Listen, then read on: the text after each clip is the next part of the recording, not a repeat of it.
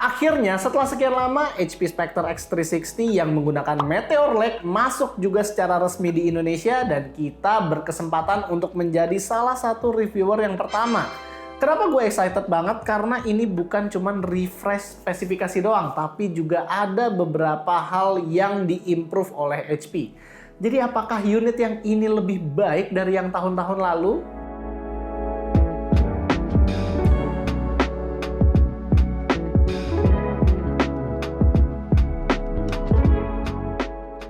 Desain dari Spectre yang tahun ini mempunyai lumayan banyak perubahan dibanding sama yang tahun-tahun sebelumnya. Sekarang desainnya itu dipersimpel, di mana lapisan chrome yang biasanya menjadi pembeda dengan laptop lain itu udah nggak ada, dan sekarang ya desainnya kurang lebih mirip lah dengan Ultrabook lain yang setara harganya. Walaupun tetap aja kesan mewahnya ini masih ada, dan sudut yang biasanya dijadikan tempat untuk konektivitas masih tetap ada. Hinge laptop ini sekarang lebih kuat dibanding yang tahun lalu, namun jadinya layarnya ini nggak bisa dibuka hanya pakai satu tangan dengan mudah. Monitornya berukuran 14 inch dengan bezel yang tipis, panelnya OLED bikinan Samsung jadi sRGB, Adobe RGB, dan DCI-P3-nya sudah mentok kanan juga. Brightness-nya sekarang mencapai sekitar 400 nits dan tentunya bisa lebih terang lagi dengan HDR. Refresh rate-nya juga bisa dynamic antara 60 sampai 120 Hz. Di atasnya ada bezel yang cukup tebal karena di unit tahun ini mereka improve lagi webcamnya yang nanti akan kita bahas lebih lanjut. Layout keyboardnya ini khasnya HP banget, namun dimodernisasi lagi, alias fontnya itu sama dengan HP Pavilion seriesnya mereka. Tapi kalau gue sendiri, gue masih lebih prefer dengan font keyboard Spectre Alder Lake yang menjadi daily driver sehari-hari. Media button di atas tidak selengkap dulu, di mana yang sekarang previous dan next-nya diganti dengan instant snipping tool button, dan ada juga multiple display option juga di F1. Ini sih subjektif, tapi kalau gue sih suka dengan adanya instant snipping tool button di sini. Power button-nya sekarang sudah tergabung dengan fingerprint reader dan ada LED indikatornya juga. Sentuhan yang bagus untuk meminimalisir banyaknya tombol. Dan juga berbeda dengan laptop-laptop Meteor Lake pada umumnya, kita nggak menemukan tombol Copilot di sini. Yang menurut gue itu adalah nilai plus, karena gue nggak pakai-pakai banget. Touchpad-nya dibuat lebih lebar, sesuai dengan laptop kekinian, dan sekarang dia menggunakan haptic feedback. Yes, jadi ini touchpad-nya bisa bergetar saat kita klik, dan bahkan touchpad ini ada fitur yang namanya gesture control di mana kita bisa adjust brightness dan volume di sisi pinggir touchpad-nya. Gua nggak tahu apakah nanti ini fitur bisa dimodif-modif atau enggak, tapi buat sekarang baru bisa dinyala matiin doang. Kalian mungkin sadar dari tadi melihat kalau di pinggir kiri kanan itu ada grill speaker. Yes, Spectre yang tahun ini akhirnya punya front firing speaker buat treble-nya dan down firing speaker buat subwoofer. Ini adalah upgrade terbesar buat gua yang suka banget dengerin musik sambil kerja tanpa pakai headphone. Nanti buat kualitasnya kita akan bahas lebih lanjut.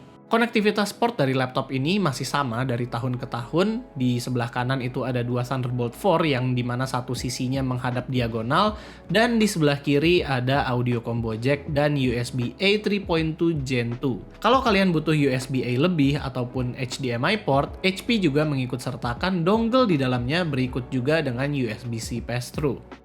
Masuk ke jeroan laptopnya, HP Spectre X360 tahun 2024 ini menggunakan CPU Intel Core Ultra 7H series bersertifikasi Intel Evo dengan 32GB RAM LPDDR5X dan 2TB SSD PCIe Gen 4 yang super kenceng. Ada 2 SKU dari laptop ini, buat 2TB SSD-nya ada di 31 juta, sementara 1TB SSD-nya ada di sekitaran 28 jutaan. Lalu, karena ini adalah Core Ultra 7H series, performa Cinebench R15-nya itu udah jauh melampaui yang U series dan juga Core Ultra 5H series. Kerennya, prosesor ini juga bisa melewati Core Ultra 7 yang 165H-nya Prestige 13 Evo. Namun, konsistensinya agak-agak nih, di mana skor 2500-an Cinebench R15-nya hanya ada di run pertama aja, dan sisanya ya stabil di 1900 sampai 2000-an. Skor dari Intel Arc 7 Core-nya juga terbilang lumayan buat sebuah IGP, bahkan bisa bersaing dengan Radeon 780M-nya AMD.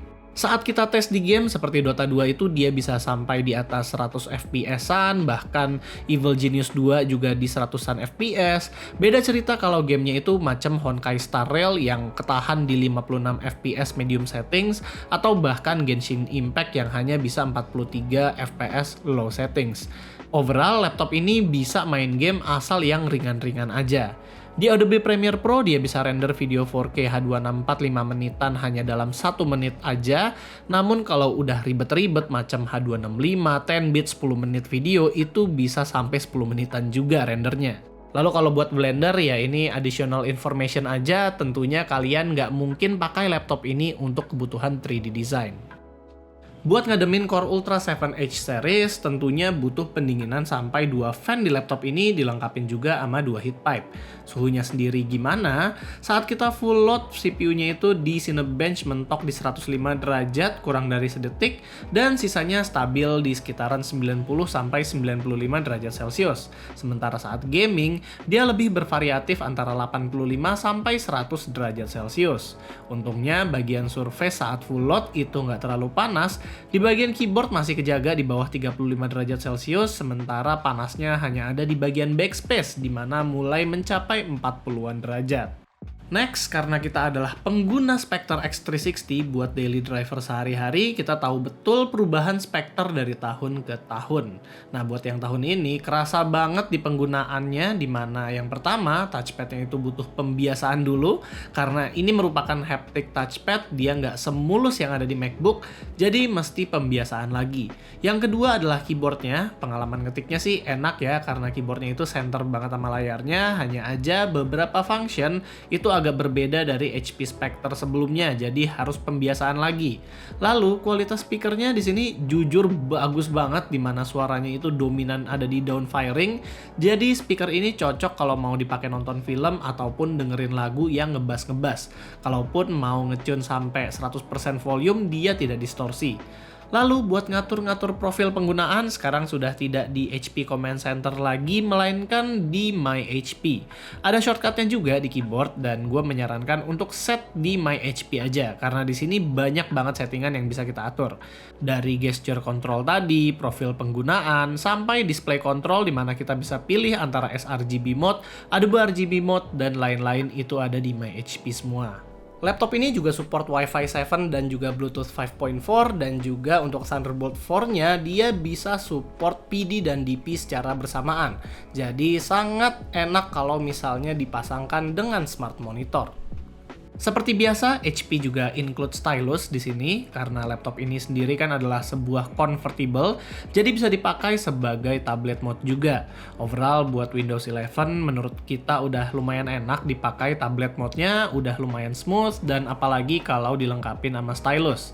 Kapasitas baterainya sama dengan yang tahun-tahun lalu, namun karena pengetesan kita kali ini menggunakan resolusi 2.8K OLED, dia hanya bertahan 7 jam penggunaan ringan aja. Jadi kalau mau tahan lebih lama, mending dijadiin Full HD layarnya. Tapi kalau menurut gua, Spectre seharusnya ditambah sih kapasitas baterainya di tahun berikutnya. Nah, untuk chargernya ini masih sama dengan yang sebelum-sebelumnya juga, masih Type-C dan kabelnya braided berkapasitas 65 watt dan cukup portable buat dibawa kemana-mana. Biometric sign-in-nya seperti biasa ada 2, fingerprint ada di power button dan juga ada face recognition. Webcamnya ini tetap ada privacy shutter dan itu secara fisikal. Jadi kalau buat kualitas webcam dari HP Spectre X360 ini, gue bisa bilang kalau ini udah top notch karena dia udah beresolusi 8,3 megapiksel, alias kita bisa video conference sampai 4K 30 fps. Ini juga menjelaskan kenapa bezel atasnya itu cukup tebal. Cuman kalau misalnya di dalam aplikasi kamera Windows yang ada Intel Core Ultra-nya itu ada tombol AI, di sini dia nggak ada. Alias kalau kita mau ngatur-ngatur efek-efeknya dia, kita harus masuk ke dalam video control yang ada di dalam aplikasi My HP. Kita ada banyak banget pilihannya. Kita bisa ada pilihan buat auto framing, terus kita juga ada buat naruh background blur, atau kita bisa naruh background juga di belakang kita seperti office gitu ya, cafe, living room, outdoor, terus juga ada beberapa efek lain seperti ada backlight adjustment, memberikan kita lebih bright brightness lebih banyak gitu, terus natural tone ini cuma untuk memberi kontras doang, terus ada eye contact juga ini biasa, terus ada low light adjustment, dan itu ada di dalam aplikasinya si My HP itu sendiri, alias dia eh, memang tidak simpel jadinya karena kita mesti masuk ke tempat lain, cuman pilihan pengaturannya lebih banyak, dan ini running on NPU-nya jalan pas kita menggunakan efek-efek ini. Tapi selain NPU, GPU-nya juga jalan sampai 72%. Ini yang menarik. CPU-nya jalan 50%-an, GPU-nya jalan 79%-an, dan NPU-nya jalan 24%-an. Pas gua pakai efek-efek yang ada di dalam sini. Jadi mungkin ya, konklusi gue adalah kemungkinan kalau misalnya kita menggunakan efek-efek ini terlalu banyak dan terlalu lama saat menggunakan baterai, kayaknya sih bakal boros karena semuanya itu jalan loadnya cukup tinggi gitu ya. Jadi kalau kita simpulkan apa aja perubahan yang dilakukan HP di unit Spectre X360 ini adalah yang pertama, itu kameranya dibuat menjadi 8,3 megapiksel, alias sekarang kalian bisa conference call sampai 4K 30 fps, itu udah top notch banget. Speakernya yang kedua itu adalah speaker yang bagus banget, ada 4 speaker, dimana 2 subwoofer, 2 treble, kualitasnya bagus, jernih, dan tidak ada distorsi. Yang ketiga itu adalah keyboardnya, beberapa layoutnya itu agak dirubah. Yang pertama itu fontnya, jadi semua caps lock begini, kayak Pavilion series juga begini. Sejujurnya gue lebih suka sama yang tahun-tahun lalu yang tidak memakai caps lock, tapi ya oke lah, HP mengarahnya ke sini. Di media button yang biasanya ada play, pause, atau preview sama next song, itu sekarang preview sama nextnya udah nggak ada dan digantikan sama instant snipping tool button dibarengin sama display orientation button. Ya bagaimana itu kegunaannya tergantung subjektif masing-masing. Lalu touchpadnya dibuat ruangannya itu lebih besar dan lebih lebar lagi dengan haptic feedback ya sekarang, dan feelingnya itu masih haptic feedback banget. Jadi kalau kita ngerasa ini bergetar, bukannya kita lagi menekan sesuatu, jadi kerasa kalau ini getaran gitu ya. Tapi dengan adanya fungsi mengatur brightness di sebelah kiri dan sebelah kanannya itu juga ada mengatur volume, ini adalah salah satu fitur yang bagus sih kalau menurut gua. Dan untuk desainnya memang sih dia membuat laptop ini jadi lebih simple, kayak lebih rigid gitu. Tapi kalau misalnya menurut gua yang tahun-tahun lalu kelihatan lebih mewah dan lebih berbeda gitu daripada laptop yang lain karena ada lapisan chrome-nya itu. Dan untuk saingannya dia yang paling head to head menurut kita itu adalah Yoga 9 yang 2-in-1. Dia itu convertible dengan spek yang kurang lebih sama, Core Ultra 7 155H dengan 32 GB RAM. Cuman dia hanya ada pilihan yang 1 TB SSD doang. Dan dia hanya 2242 juga, jadi agak susah ngupgrade-nya. Kenapa ini cukup matter? Karena kita aja melihat 2 TB yang single sided alias yang muat di dalam laptop ini itu jarang, apalagi yang dia itu 2242. Terus kalau misalnya kita melihat secara spesifikasi layarnya, yang si Yoga 9 itu dia 4K 60Hz, sementara yang ini 2.8K 120Hz. Kalau secara tim Nerd Reviews pribadi itu lebih suka yang layar 2.8K 120Hz karena kita bisa kan membedakan mana 60Hz, mana 120Hz. Sementara kalau 4K sama 2.8K di dalam monitor sekecil ini itu agak nitpicking. Tapi kalau kalian misal nyari laptop yang clamshell dengan Intel Core Ultra di harga 25-30 jutaan, pilihannya cukup banyak ya dan agak menarik nih. Contohnya Swift. Acer Swift itu ada yang pakai RTX 4050 di harga 25 jutaan. Atau juga ada Lenovo Yoga Pro 7 itu pakai RTX 4060 dan masih di bawah 30 juta. Ya cuman tentunya dia tidak ada dual biometric scanner seperti ini dan juga tidak sepremium HP Spectre. Balik lagi semuanya tergantung ke kebutuhan kalian.